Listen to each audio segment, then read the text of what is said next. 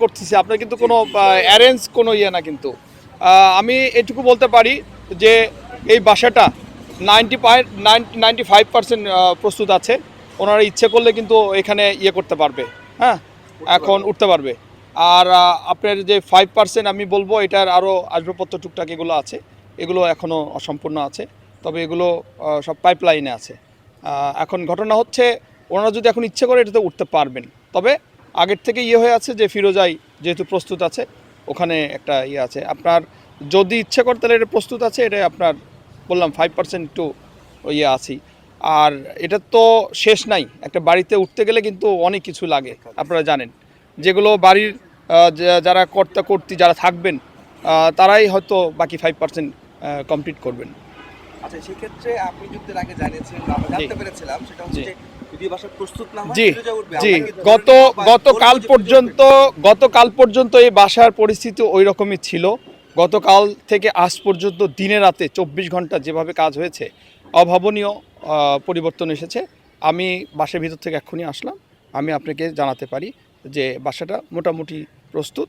আর কিছু তো ইয়ে অসম্পূর্ণ থাকবেই, যখন বাড়ির যারা কর্তৃ যারা উঠবেন তারা বাকি 5%-7% কমপ্লিট করবে। তারপরে ধোঁয়াশা রয়ে যাচ্ছে, ধোঁয়াশা রয়েছে, সেটা এখন তাদের ইচ্ছা এখন যে আগেরটা ঠিক থাকবে না প্রস্তুত করা বাড়িতে উঠবেন। তাহলে আমরা বলতে পারি যে দুইটা বাড়ি প্রস্তুত আছে, জি তাদের জি পছন্দ অনুযায়ী। Yes, exactly. আচ্ছা, বাড়ি দুটোই প্রস্তুত আছে, এখন তারা যেখানে উঠতে চান সেখানে উঠতে পারবেন, ঠিক আছে। ওনার মা দেশনেত্রী বেগম খালেদা জিয়া যাতে তাদের ভাড়া করা বাড়ি ফিরোজা, সেটাও প্রস্তুত রেখে গেছেন হসপিটালে যাওয়ার আগে। আর এটাও যেটা নতুন মানে ইয়ে করা হয়েছে, নতুন করে আপনার রং টং এটা করা হয়েছে, এটাও মোটামুটি 95% কাজ কমপ্লিট হয়ে গেছেন। এখন ওনাদের উপর নির্ভর করতেছেন ওনারা কোনটা তুলবেন। আচ্ছা, আরেকটা বিষয় যেটা হচ্ছে যে ওনার যে বুলেট প্রুফ গাড়ি আসার কথা ছিল সেটা কি এসেছে এবং সেটা কি অবস্থা, কয়টা গাড়ি তার সঙ্গে থাকছে নিরাপত্তা, এবং তিনি কোন কয়টা গাড়ি কি থাকবে না থাকবে এখনও গুলশান অফিসে মিটিং চলছে, আমি মিটিং থেকে উঠে আসছি। তবে যে গাড়ি আসার কথা, যেভাবে ইয়ে করার কথা, এগুলো একটা মহড়া মোটামুটি চলছে বা হয়ে গেছে। আপনার এগুলো আপনার কালকে যথাসময় উপস্থিত থাকবে, তখন আপনারা দেখতে পাবেন।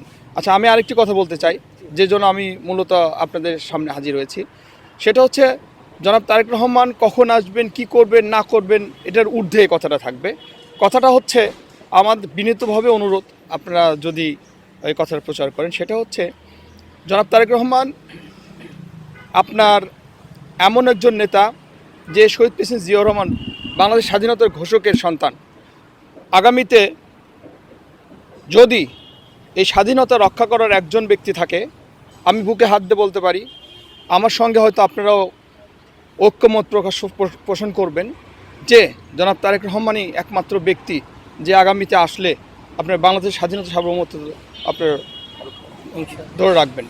আর একটা জিনিস, সেটা হচ্ছে আমাদের সেকেন্ড যে পিছনে যে দলটি আছে, এই দলটির কথা বলার আগে আমি বলবো যে পতিত সরকার, তারা তো আর তেমন নেই দেশে, তাদের অস্তিত্ব তেমন নেই, কিন্তু তাদের কিছু ভোটার রয়েছে, এটা অস্বীকার করার মতো না।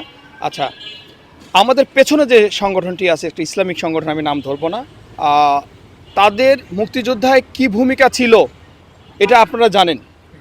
তাহলে এই বাংলাদেশের স্বাধীনতা সার্বভৌমত্ব ধরে রাখতে তাদের চেয়ে আমি প্রাধান্য দেব আমাদের প্রিয় নেতা জনাব তারেক রহমানকে, ঠিক আছে।